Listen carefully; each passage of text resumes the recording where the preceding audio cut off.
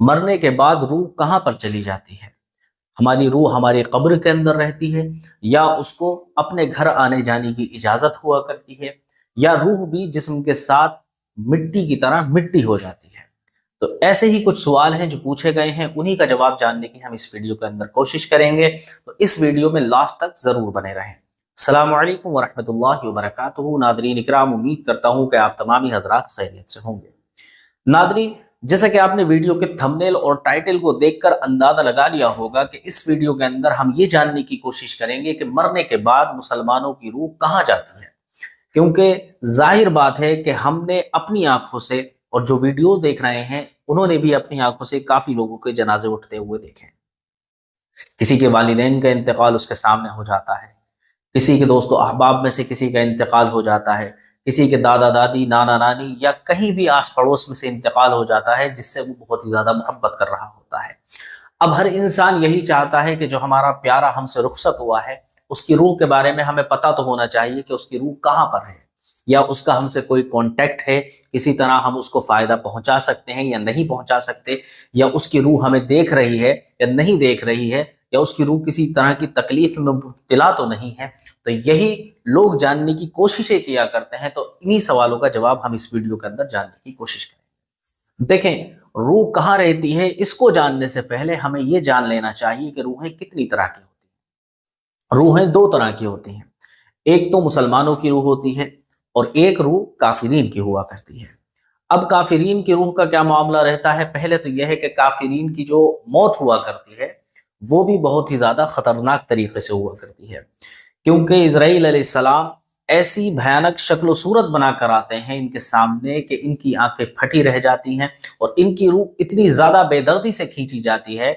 کہ کتابوں میں لکھا ہوا ہے کہ کوئی زندہ بکری کی جس طرح سے کھال اتار لے، یا کسی بیری کے درخت پر کاٹن کا کپڑا ڈال کر کھینچ لے، اتنی زیادہ تکلیف ہوا کرتی ہے ان کے جسم کو جس وقت ان کی روح کھینچی جاتی ہے۔ اب جب روح کھینچ لی جاتی ہے تو وہ کہاں جاتی ہے؟ روح کھینچنے کے بعد اس کو زمین کے اندر دھسا دیا جاتا ہے اور زمین کی گہرائیوں میں لے کر چلا جایا جاتا ہے۔ اور آج کے دور کے سائنٹسٹ بھی یہ مان رہے ہیں کہ زمین کی کور کا جو تاپمان ہے وہ بہت زیادہ ہائی ہے۔ ظاہر بات ہے کہ زمین کے اندر اللہ رب العزت نے ان لوگوں کے لیے جہنم بنا کر رکھی ہوئی ہے، اور اس کے اندر ان کی روح کو کھینچ کر لے جایا جاتا ہے۔ اسی طرح سے مسلمانوں کی روح کے بارے میں آتا ہے تو مسلمانوں کی روح اپنے اپنے مقام و مرتبے کے حساب سے اپنی جگہ اس کی اللہ رب العزت مخصوص فرما دیا کرتا ہے۔ جیسے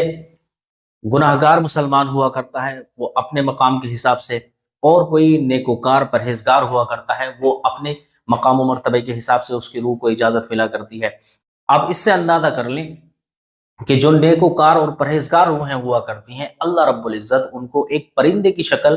اختیار کروا دیتا ہے۔ اب وہ جنت کے باغات میں سیر کر رہے ہوتے ہیں، یعنی جنت کے اندر اڑ اڑ کر پھل بھی کھا رہے ہوتے ہیں اور خوب جنت کے میووں سے سیراب ہو رہے ہوتے ہیں۔ اسی طرح ایک روحیں وہ ہوا کرتی ہیں جو بیت اللہ شریف کے آس پاس طواف بھی کیا کرتی ہیں، یعنی اللہ رب العزت انہیں کعبہ شریف کے اندر اجازت عطا فرما دیا کرتا ہے، اور کچھ روحیں بیت اللہ شریف کے پاس رہا کرتی ہیں۔ اور اسی طرح کچھ روحیں جو ہیں وہ آب زمزم کے کنویں میں رہا کرتی ہیں،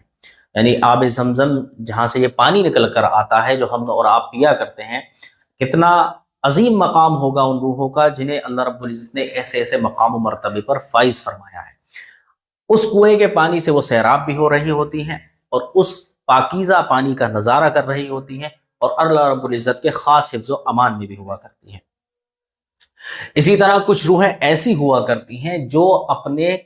قبرستان تک محدود کر دی جاتی ہیں، یعنی آپ صرف قبرستان کا ایک چکر لگا سکتے ہیں یا دو چکر لگا سکتے ہیں۔ اور اسی طرح کچھ روحیں ایسی ہوا کرتی ہیں جو صرف اپنی قبر پر بیٹھی ہوئی ہیں۔ جی ہاں، اب ہر روح اپنے اپنے مقام و مرتبے کے حساب سے اپنی اپنی جگہ پر رہا کرتی ہے، لیکن کچھ دن ایسے ہوا کرتے ہیں جب یہ ساری روحیں اپنے گھر آ جا سکتی ہیں۔ ویسے تو روحوں کو اوپر کبھی بھی پابندی نہیں لگی ہوا کرتی، جو اپنے اپنے مقام و مرتبے پر فائز ہیں، جو بیت اللہ شریف والی روحیں، جو نیکوکار بندوں کی روح ہیں، وہ کہیں بھی آ جا سکتی ہیں، کوئی بھی ان کے لیے بارڈر نہیں ہوتا دنیا کے اندر، کہیں بھی آئیں کہیں بھی جائیں کچھ بھی کر سکتی ہیں۔ لیکن جو یہ گناہگار روحیں ہوا کرتی ہیں جو زیادہ آ جا نہیں سکتی کہیں پر، جن کے اوپر وہاں بھی پابندیاں لگی ہوا کرتی ہیں، تو وہ بھی جمعرات کے دن، عرفہ کے دن اور عاشوراء کے دن ان خاص ایام میں اپنے گھر کی طرف رخ کیا کرتی ہیں اور اپنے گھر والوں سے ایصال ثواب طلب کیا کرتی ہیں، کیونکہ آپ نے دیکھا ہوگا کچھ لوگ فاتحہ خوانی کو، ایصال ثواب کو، ان تمام کاموں کو بدعت بتا بتا کر ختم کروا رہے ہیں، جس کی وجہ سے ہمارے گئے ہوئے مردوں کو بہت ہی زیادہ تکلیف ہوا کرتی ہے۔ آپ نے دیکھا ہوگا کبھی کبھی خواب کے اندر کوئی ایسا شخص آ کر آپ سے یہ کہتا ہے کہ بھائی میری مدد کر دو، جو اس دنیا کو چھوڑ کر کافی سال پہلے جا چکا ہے، اب وہ آپ سے کس طرح کی مدد طلب کر رہا ہے؟ ظاہر بات ہے وہ آپ سے ایصال ثواب طلب کر رہا ہے، اور آپ ایصال ثواب اس کے لیے کر سکتے ہیں، اور جتنا آپ ایصال ثواب کریں گے اللہ رب العزت اس کے مقام و مرتبے کے اندر برکتیں نازل فرماتا رہے گا۔ تو یہ رشتہ آپ کا ایصال ثواب کا اپنے عزیز سے جب تک آپ دنیا کے اندر ہیں جڑا ہوا ہے، آپ اس کے لیے ایصال ثواب کریں گے تو اللہ رب العزت آپ کے جانے کے بعد آپ کے لیے بھی کوئی نہ کوئی ذریعہ ایصال ثواب کا ضرور بنائے گا، کیونکہ پروردگار عالم یہ چاہتا ہی نہیں ہے کہ کوئی بھی کلمہ پڑھنے والا جہنم میں جائے، اسی لیے وہ کبھی خواب کے ذریعے، کبھی کسی کے دل میں ویسے ہی آ جاتا ہے کہ بھائی ایصال ثواب کر دو، کبھی کسی صورت ایصال ثواب کروا دیا کرتا ہے اس شخص کے لیے، کیونکہ اللہ رب العزت یہ نہیں چاہتا کہ وہ اپنا کلمہ پڑھنے والے کسی بندے کے اوپر کوئی تکلیف دے، عذاب دے، یا پھر اس کو جہنم میں داخل کرے۔